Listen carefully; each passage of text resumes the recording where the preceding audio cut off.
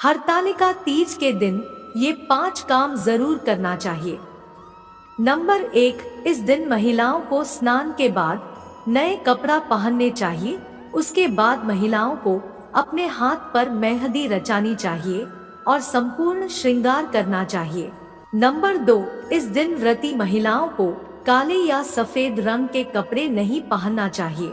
Number 3, इस दिन भगवान शिव और माता पार्वती के साथ साथ भगवान गणेश की पूजा करनी चाहिए। साथ ही पूजन में रोली, चावल, पुष्प, बेलपत्र, नारियल, दूर्वा, मिठाई आदि से पूजा करनी चाहिए। नंबर 4, हरतालिका तीज के दौरान जब महिलाएं मासिक धर्म से होती है तो इन महिलाओं को दूर से ही भगवान की कथा सुननी चाहिए और भगवान को स्पर्श नहीं करना चाहिए। नंबर 5, इस दिन पूजा के बाद अपनी सास और बड़ी ननद के पैर छूकर आशीर्वाद लेना चाहिए। यदि संभव हो तो उनको सुहाग के समान और अन्य उपहार भेंट करना चाहिए। आइए सुनते हैं हरतालिका तीज कथा। शिव महापुराण के अनुसार माता पार्वती अपने कई जन्मों से भगवान शिव को पति के रूप में पाना चाहती थी। इसके लिए उन्होंने हिमालय पर्वत के गंगा तट पर बाल अवस्था में अधोमुखी होकर तपस्या की थी। माता पार्वती ने इस तप में अन्न और जल का भी सेवन नहीं किया था।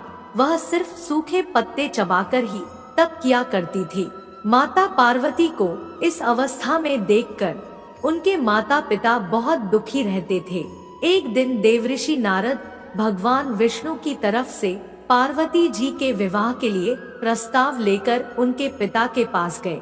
जब माता पार्वती को उनके पिता ने उनके विवाह के बारे में बताया तो वह काफी दुखी हो गई। उनके पिता चाहते थे कि पार्वती का विवाह भगवान विष्णु से हो जाए। इस पर उनकी सहेली ने माता पार्वती को वन में जाने की सलाह दी, जिसके बाद माता पार्वती ने ऐसा ही किया और वो एक गुफा में जाकर भगवान शिव की तपस्या में लीन हो गई थी।